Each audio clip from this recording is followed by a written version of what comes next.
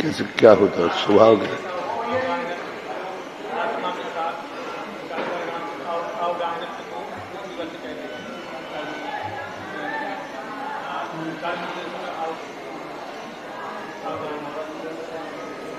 प्रकृति का क्या कारबंध का अर्थ क्या है प्रकृति का? हाँ?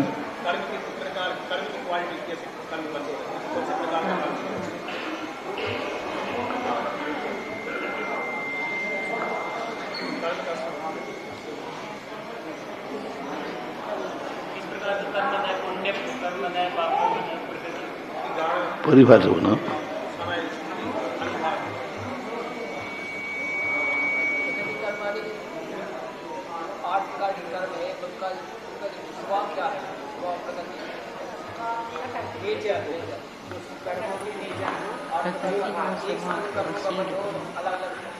एक क्षेत्रावाही वर्णाओं को ज्ञानादि रूप घात करने के स्वभाव को घात करने वाले स्वभाव डालने वाले को प्रकृति बंध, यानी ज्ञानावरण आदि जो कर्म हैं उनको ज्ञान ढांकने के स्वभाव का डालना प्रकृति बंध कहलाता है। एक क्षेत्र है ना जहां पर आत्मा के प्रदेश हैं वहीं पर कर्मणा उन्हीं कर्मणाओं में भिन्न क्षेत्र की नहीं। एक क्षेत्र अवगाही का अर्थ है जहां पर आत्मा का प्रदेश है वहीं पर कर्म की वर्णा है उसी में डालेंगे। यहाँ है तो यहीं डालेंगे, यहाँ वाले में नहीं डालेंगे। एक क्षेत्र अवगाही का अर्थ होता है एक क्षेत्र में स्थित का बाजू वाली बाजू प्रदेश से बनेगी, बाजू वाली बाजू प्रदेश से बनेगी, आजू वाली मतलब पैर के यहाँ है तो पैर वाली बनेगी, वहीं पे सिर के यहाँ सिर वाली बनेगी। क्षेत्रांतर नहीं हो, जहां जहां आत्मा के प्रदेश हैं वहां वहां की वर्णाएं वहीं उन्हीं प्रदेशों में बनेंगी, अन्य प्रदेशों में बंध को प्राप्त नहीं होते हैं। ऐसा तो स्थिति बंध क्या है?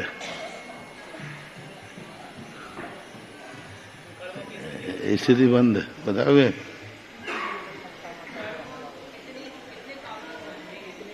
हाँ, अनुभाग क्या फल देने की?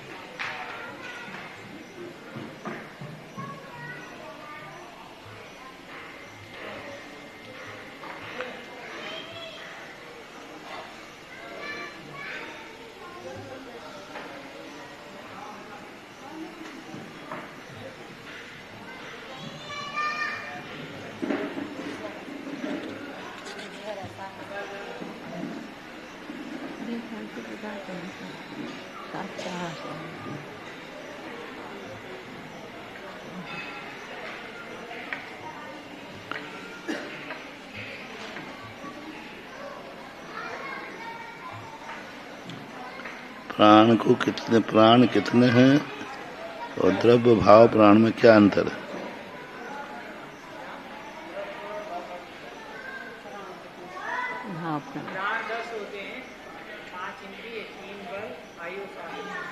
भाव प्राण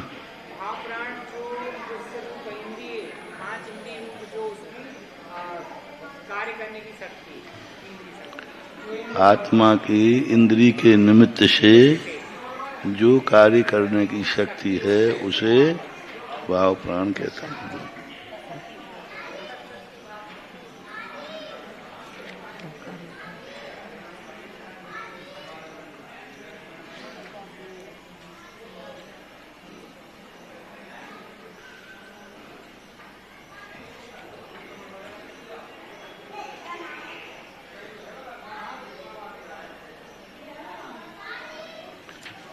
वेदनी कर्म क्या है?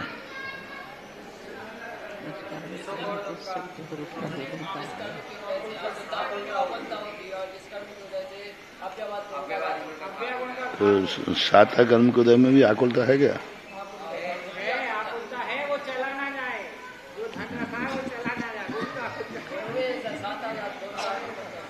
क्योंकि जो निमित्त मिलते हैं उस निमित्त को ग्रहण करने की आकुलता होती है। हाँ, इससे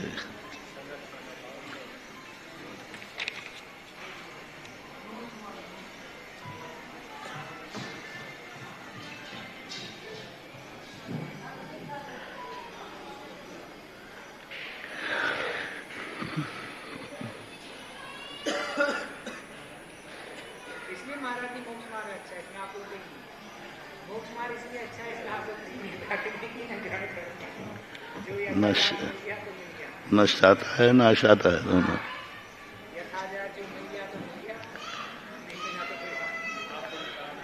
कसायों के अलग अलग भेद क्यों किए? कसायों के अलग अलग भेद क्यों किए? क्रोध मान माया लोभ हैं बस।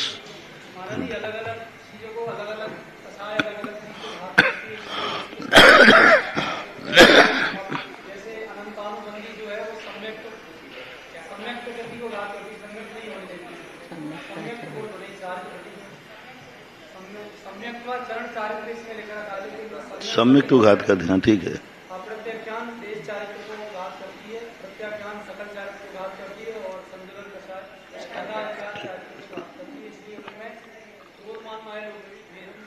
कार्य की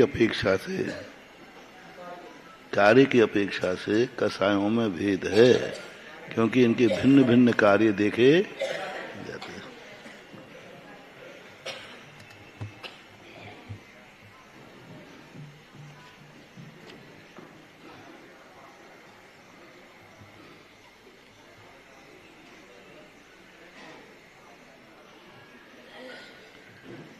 जाति किसे कहते हैं?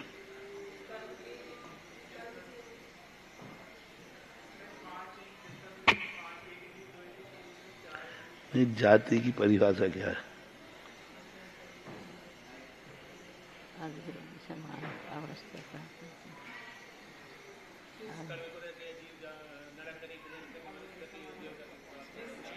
जाति जाति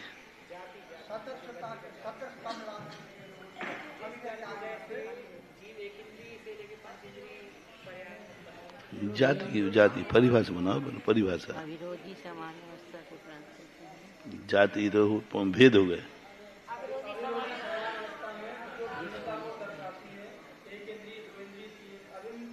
अविरोधी समान अवस्था, अविरोधी समान अवस्था में जो भिन्नता को प्रदर्शित, भिन्नता नहीं, अविरोधी, ठीक कह रहे हैं, अविरोधी समान अवस्था प्राप्त होती है। समान अवस्था को जो प्राप्त कराती है वो जाति नाम का। अविरोधी यानी विरोधी नहीं, अविरोधी हो और उनमें सादृशता हो। अविरोधी हो और सादृशता हो। विरोधी तो दो शब्द क्यों दिए? अविरोधी ही दे देते, क्योंकि अविरोधी भी सादृश्य भी होता है। जैसे मति और शुद्ध ज्ञान ये अविरोधी है कि नहीं? नहीं, विरोधी हैं, लेकिन एक दूसरे का विरोध करते हैं क्या? अविरोधी है कि नहीं? मति और शुद्ध ज्ञान अविरोधी है कि नहीं? लेकिन सादृश्यता नहीं है, भिन्न लक्षण है, भिन्न स्वभाव है, स्वभाव भी भिन्न है, सब कार्य भिन्न है। अविरोधी है, एक दूसरे का विरोध नहीं कर रहे हैं, मति पूर्वक स्वतंत्र सपोर्टर हैं। तो इसलिए अविरोधी हो और सादृश्य बना हो। सादृश्य बना है वो विरोधी है तो हाँ, जैसे गुण परस्पर में गुण सादृश्य है कि नहीं? सादृश्य हैं, लेकिन परस्पर में विरोध है। विरोधी हैं। सादृश्य बना है उसमें, गुण सभी हैं लेकिन विरोधी हैं परस्पर में।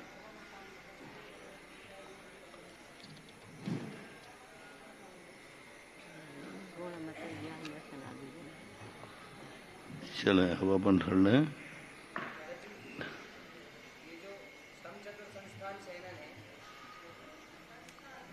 ये जो समचतुर संस्थान है, ये समचतुर संस्थान केवल तीर्थंकरों के भी होता है कि अपन सब लोगों का भी होता है? असंख्य भेद हैं। ये तो अपन लोगों का भी समचतुर संस्थान है। बराबर। अभी नहीं है लेकिन समसंतुल संस्थान में आएंगे।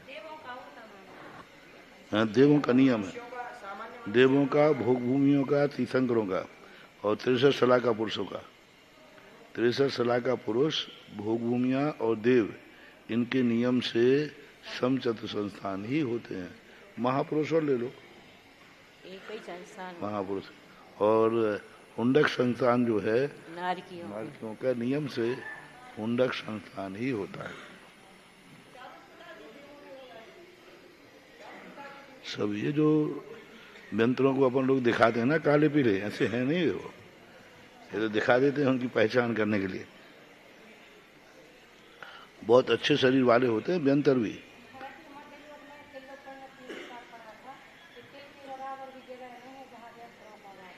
नहीं, व्यंतरों का वास नहीं, उनका क्षेत्र क्षेत्र क्षेत्र उनका ऐसा तिलभर भी जगह नहीं है जो 2.5 द्वीप में व्यंतरों के द्वारा बेष्टित ना हो, ना व्यंतरों के द्वारा ग्रहण न की गई हो। पूरा 2.5 पूरा मध्य लोग व्यंतरों के द्वारा बटा हुआ है। ये इसका क्षेत्र है, इसका क्षेत्र है, इसका क्षेत्र है। आवास की अपेक्षा नहीं रहने, क्योंकि उनके कृत्रिम स्थानों पर उनके स्थान नहीं होते, अकृत्रिम स्थानों पर होते। व्यंतर हो अथवा भवनवासी हो, इनके मध्यलोक में स्थान है, लेकिन उन्हीं स्थानों पर जो अकृत्रिम है। जैसे जम्बू वृक्ष है, अकृत्रिम है कि कृत्रिम? हिमवन महाहिमवन, बस जो कभी मिटते नहीं हैं वहाँ इनके आवास होते हैं। विचरण करने वाला क्षेत्र उनका सब है। इस भारत क्षेत्र के अंदर कोई भी क्षेत्र ऐसा नहीं है जो मिटता नहीं हो। है? तो आवास की अपेक्षा नहीं रह करके विचरण क्षेत्र उनका क्षेत्र माना जाता है, विचरण क्षेत्र कहलाता है। हाँ, कि ये एरिया जैसे अपन बंटवारा करते थे ना, ये जिला ये है, तो ऐसे देवताओं का बटा हुआ क्षेत्र है कि मध्यलोक में उनके बंटवारा है। ये कितने क्षेत्र को ग्रहण करता है, ये कितने क्षेत्र में विचरण करते हैं, विक्रिया से वो रहना चाहे, आवास नहीं है, विक्रिया से रहते हैं। क्योंकि उनके भी देखो उनके स्थान हैं, उनका पूरा वैभव है, देवियां हैं, मूल शरीर हैं, मूल शरीर उनका आवास में ही रहता है। व्यंतरों का भी ज्योतिष का ज्योतिष में रहेगा, भवन वाले, तो अब व्यंतरों का आवास में कैसे रहेगा? यहाँ पे पेड़ के ऊपर, पेड़ किसी ने काट दिया तो, और पेड़ तो हिल रहा है तो उनका आवास भी हिलेगा। काट भी देते हैं, कटिंग कर देते हैं। अब वो पेड़ हैं जिनको काटते, जैसे पृथ्वी काय है, किसी वनस्पति काय जीव में व्यंतरों के आवास नहीं है। आवास यानी विक्रिया से नहीं, मूल शरीर, मूल शरीर से। नदी किनारे वगैरह ये रहते हैं, इनका सब विचरण क्षेत्र है, ये उनमें विचरण करते रहते हैं। व्यंतर विचरण करेंगे, विक्रिया से करेंगे, मूल शरीर तो उनका आवास में रहेगा।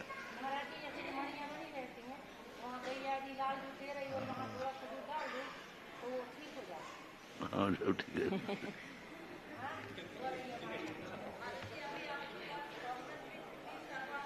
क्या होता है, 50% बीमारी जो है शरीर के अंदर हार्मोन्सों से होती हैं।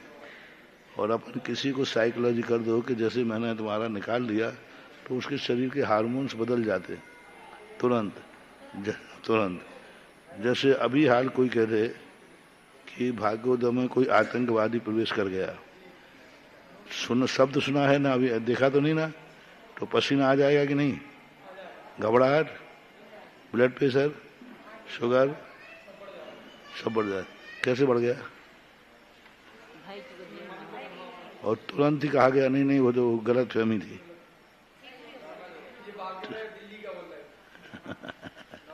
अब इसमें क्या हुआ है, अब ये बीमारी हो गई थी कि नहीं, बस यही है सारी। अब लोग कहते झाड़े से कैसे ठीक हो गई, सूचना आ गई ना कि भाग्य तो दिल्ली वाला है, सूचना आ गई ना, वो तो निकल के चला गया जो तुम्हें था। तो उस समय अपने शरीर के अंदर ऐसे हार्मोन्स निकल जाते हैं कि जो हार्मोन्स अपन को परेशान कर रहे थे वो दब गए, दूसरा हार्मोन्स आकर के उत्पन्न। अपने शरीर में निरंतर हार्मोन्स बढ़ते रहते हैं, भय आ जाए, निद्रा आ जाए, सोते समय भयानक स्वप्न देख ले तो पसीना आ जाता है और घबराहट हो गई, वो घबरा के उठ बैठ जाता है वो। तो क्या हुआ, वो कुछ था क्या? तो ये ऊपरी जो बाधा है वो गलत नहीं है, वो गलत नहीं, लेकिन वो ऊपरी से है। जैसे भय का आवाज आ गई तो बाधा हो गई।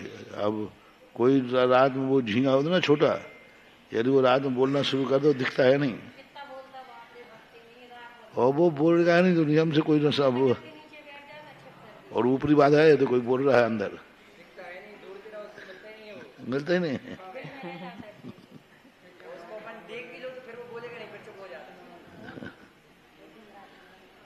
देखने से नहीं, क्योंकि 3 इंद्रिय है, 4 इंद्रिय है तो फिर भी ठीक, वो 3 इंद्रिय है।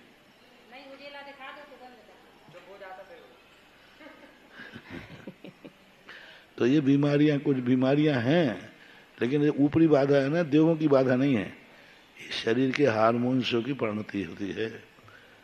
उसको दिखता है, सबको दिख रहा है, देखो ये सांप जा रहा है, देखो ये जा रहा है, सब दिखता है उसको, वो गलत नहीं बोल रहा है मैं, लेकिन वो भूत नहीं है, बस उसके शरीर की विकृति है।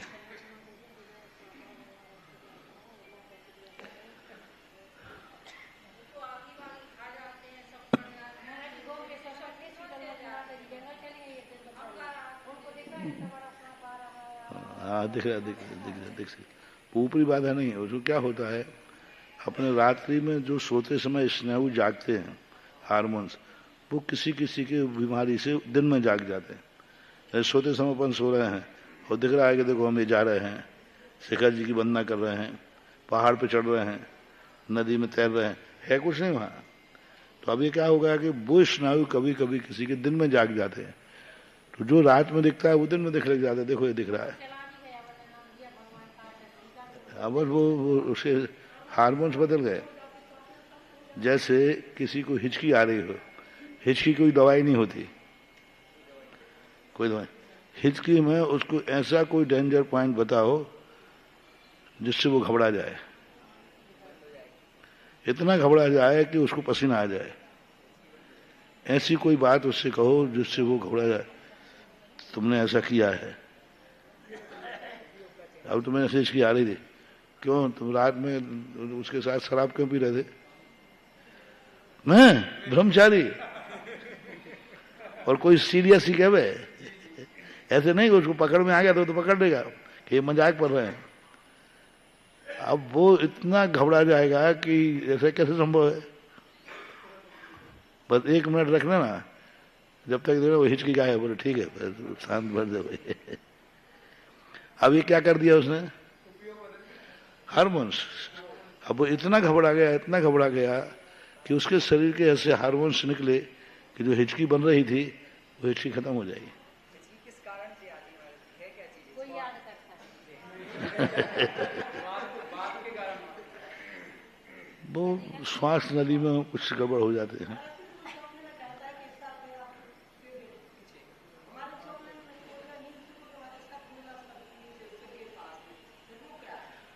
कई बार स्वप्न सही होते हैं, ऐसी बात थोड़ी है। स्वप्न सही नहीं हो तो तीर्थंकर की माता के स्वप्न, चक्रवर्ती के स्वप्न सही है। स्वप्न एक बहुत बड़ा पुराण है। तो ये है कि अपने क्या चल रहा था देवों का, तो देवों को काली पीले दिखाते हैं अपन लोग ऐसे। नग्रोध परिमंडल संस्थान किसे कहते हैं? जिस कर्म के उदय से जीव का शरीर बढ़ के वृक्ष की तरह होता है, अर्थात उसके नाभि के नीचे के अंग पतले होते हैं और नाभि से ऊपर के अंग बहुत मोटे होते हैं, अति स्थूल, सामान्य नहीं, अति स्थूल नाभि को, न गुरु। इन संस्थानों से मोक्ष मार्ग पर कोई फर्क पड़ने वाला नहीं है, कोई फर्क नहीं पड़ता। स्वाति संस्थान किसे कहते हैं?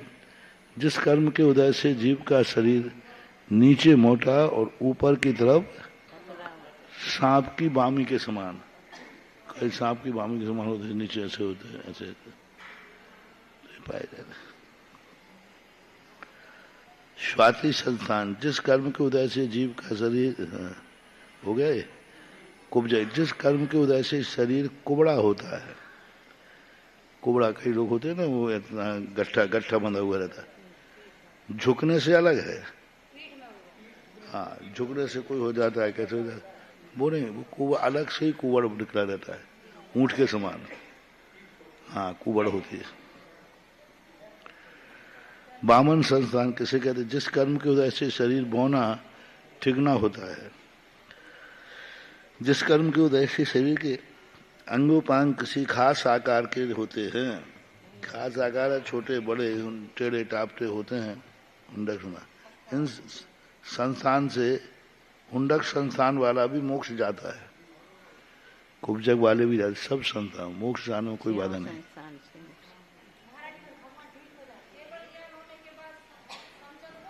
है। नहीं क्या जरूरत?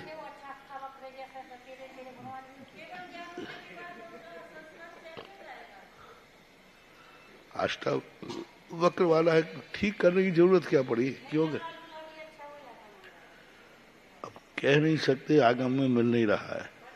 प्रश्न है, शुरू में आचार्य से द्रोणागर में हम लोगों ने प्रश्न किया था सिद्धांत पुलिस्का में, कि यदि मान लीजिए कोई जीव के हाथ पैर काट दिए, उसके बाद केवल ज्ञान हुआ, तो केवल ज्ञान के पार और अभी आयु कर्म की क्षय हुआ नहीं, तो वे बिना पैरों हाथों के रहेंगे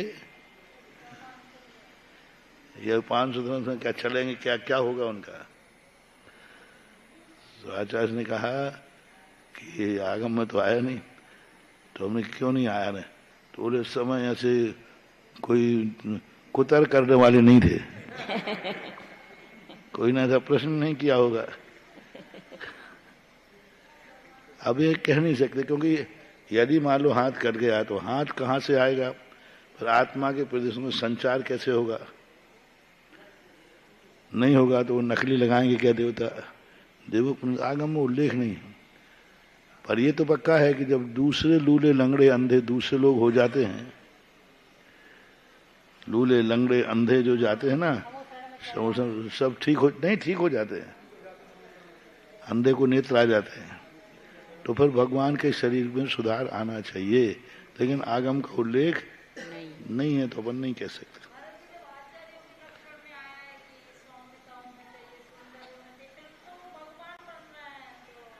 कहाँ आया भगवान के, कहाँ आया? आरहन तीर्थंकरों की बात अलग है। तीर्थंकरों का स्वरूप जन्म से ही उनका तो 10 अतिशयों में समचत्र संस्थान है। आप विशेषता देखें, समचत्र संस्थान होना अलग चीज है और अतिशय होना अलग चीज है। समचत्र संस्थान तो सबके होता है, फिर 10 अतिशयों में क्यों रखा समचत्र संस्थान? नहीं, नियम से नहीं, उसकी विशेषता है। हाँ, समचत्र संस्थान की यही शांत राग रुचि भी परमाणु विस्तुम, उस समचत्र संस्थान की विशेषता है कि उनको दुनिया के सुंदर शरीर को देख करके लोगों के विकारी भाव जागते हैं, लेकिन भगवान के शरीर को देख के नहीं। यही शांत राग, देखो उसका अर्थ देखो, यही शांत राग परमाणु, यानी ऐसे परमाणु हैं जिनमें शांत हो गया, जिनको देखने से राग भाव नहीं जागता, वैराग भाव जागता है। उनको देखने से व्यक्ति के परिणाम नहीं होते, शांत अतिशय। समचत्र संस्थान विशेष प्रकार का होता है उनका।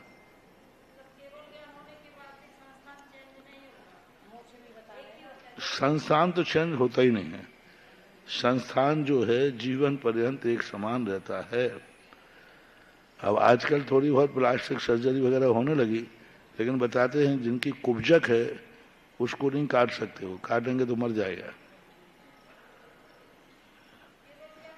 और फिर भी कोई करे तो बाधा भी नहीं है, क्योंकि पौद्गलिक परिणति है।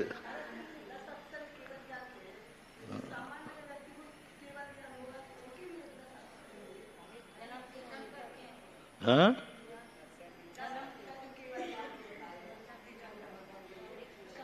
केवल ज्ञान के लिए नहीं, मात्र अतिशय तीर्थंकर के ही होंगे, सभी के नहीं। सामान्य कैदियों के साथ फिर कोई आश्चर्य नहीं होता। पद्म पुराण के अंदर चक्रवर्तियों के 4 स्वप्न बताए हैं, बलभद्र के स्वप्न बताए हैं, पर 4 स्वप्न बताए हैं। बलभद्र के भी बताए हैं और चक्रवर्ती के भी बताए, नारायण के भी बताए। इनकी माता स्वप्न देखती, पर वो शुभ स्वप्न है। 4 स्वप्न बताए उनके। सरोवर लक्ष्मी तीर्थंकर के 16 है। यही तो देखते पर अतिशय जन्म से जो अतिशय बताए हैं, शरीर दुग्धमय होना, खून का लाल नहीं होना, सफेद हाँ, हाँ,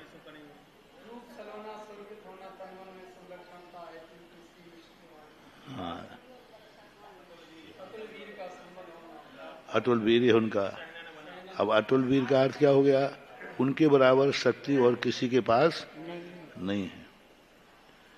नारायण, प्रतिनारायण, चक्रवर्ती पूरे 3 लोग को डमरू के समान घुमाने की ताकत रखते हैं। ऐसा संगनन नाम कर्म किसे कहते हैं? जिस कर्म के उदय से हाड़ों का बंधन विशेष होता है, उसे क्या कहते हैं? संगनन नाम कर्म कहते हैं।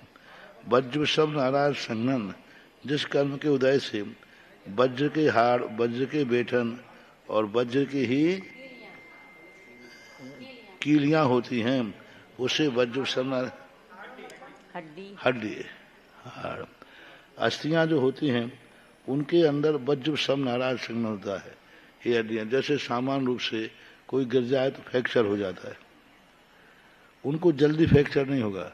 लेकिन इसका अर्थ है नहीं कि वो कट नहीं सकते या मर नहीं सकते या जल नहीं सकते, हो सकता है वो, लेकिन सामान्य जैसा होता है, थोड़ा सा कोई हाथ खींच दे तो आप फ्रैक्चर हो जाए, गिर जाए तो फ्रैक्चर हो जाए, ऐसा नहीं होता उनको।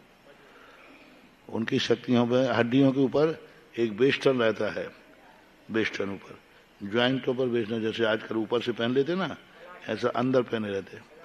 हाँ, पर युद्ध में उनके काटे जाते, मारे जाते हैं। सुदर्शन चक्र से, विशेष से मरण को प्राप्त होते ही हैं। जलते भी, अग्नि में जलते हैं, पानी से गलते हैं, शस्त्र से कटते हैं। तीर्थंकर का नहीं होगा। तीर्थंकर की विशेषता अलग है, वो पानी से गलेगा नहीं, शस्त्र से, अग्नि से जलेगा नहीं।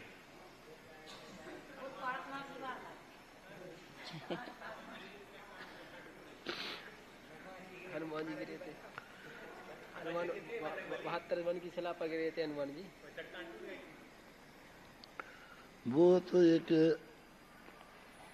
कहना चाहिए देवो पुनीत करिश्मा था। जब सामने नाराज संगनन वाले का सिर नहीं फूटता है, उसकी बात नहीं, वो एक अतिशय हुआ था, देवों के द्वारा किया गया।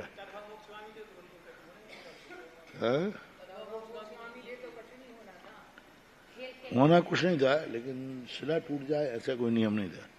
वो एक देवों के पुनीत था, क्योंकि उनके साथ देवों का कोई घटना घट जाती है। महाराज श्री जी, ये कैसे जुड़ी हुई रहती हैं?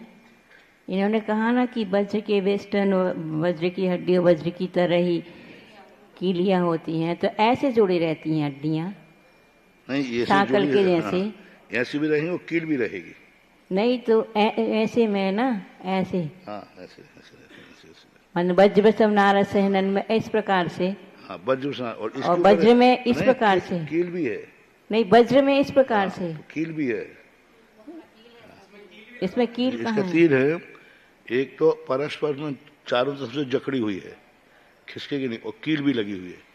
जैसे ये लगा है, इसके ऊपर वो लोहे का कवच लगा देते ना कोनों में, वो भी लगा देते हैं और कील भी ठोक देते हैं। तो सारी हड्डियों पर कवच चढ़ा है, ज्वाइंटों पे नहीं, पूरे में कवच चढ़ा है। जहाँ ज्वाइंट है वहाँ कीलें लगी हैं, और एक दूसरे से हड्डियां पूरी चारों कहीं से खिसक नहीं सकती। हाँ, और वो दूसरे वाला है पूरी चारों तरफ से घिरी हुई नहीं है, ऐसा जी। घिरी हुई नहीं है, पर कील है इसमें। इसके ऊपर भी वेस्टर्न नहीं दूसरा होता। संघनन है ना, देखो इसमें इसमें क्या वेस्टर्न है। नहीं होता। हाँ, जो वज्र संघनन हाड़ माल बेष्टन, हाड़ वज्र के बेटन और वज्र की कीलें होती हैं। हाँ पहले, अब दूसरे में देखना, वज्र के हाड़ वज्र की कीलियां होती हैं, परंतु बेष्टन वज्र के नहीं होते। बेष्टन आने चमड़ी जो जैसी होती है ना, बेष्टन आने एक चमड़ियों का जाली होता है, वो वज्र का नहीं होता।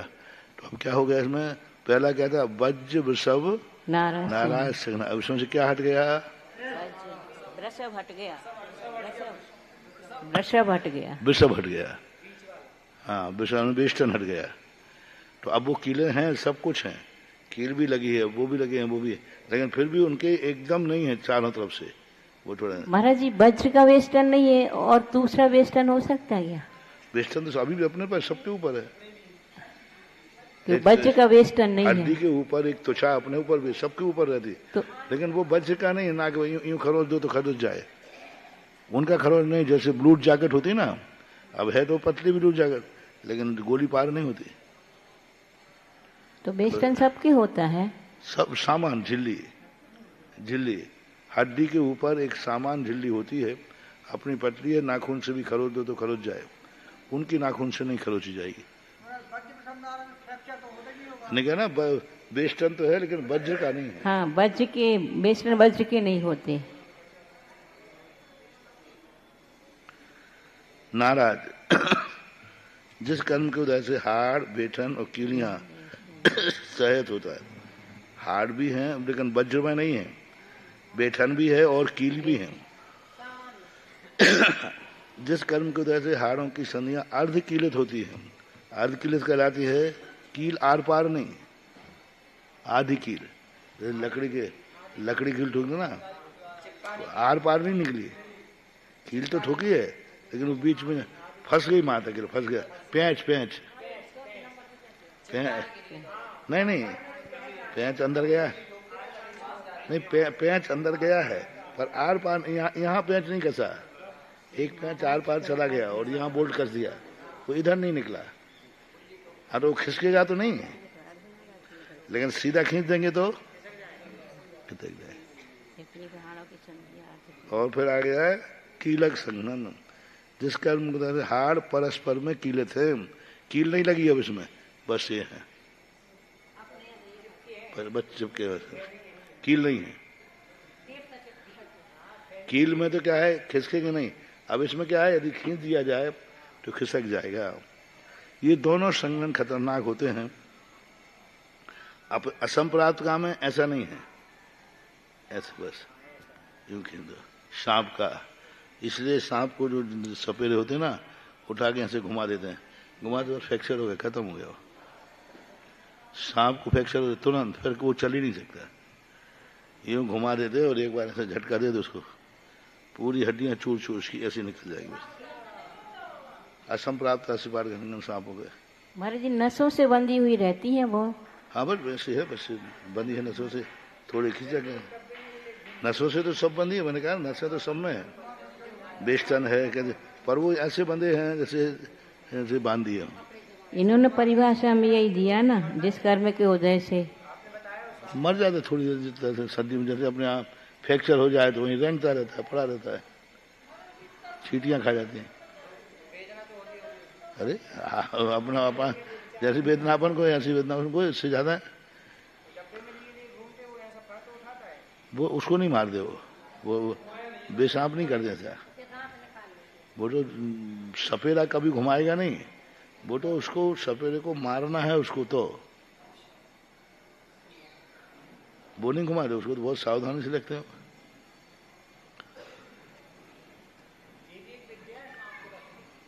हाँ, कला है।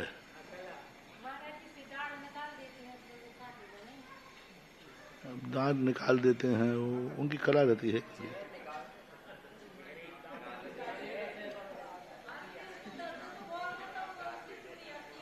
हाँ, मूक प्राणियों की दर्द को कौन सुन रहा है? कौन सुन रहा है? उनकी हालत देखो क्या होती, गाय पशु देखो, कुत्ते वगैरह जो एक्सीडेंट हो जाते हैं, अब इतने पर एक ट्रक निकल गया, अब क्या करके तो वेदना तो सबको है, बोल नहीं पा रहे हैं।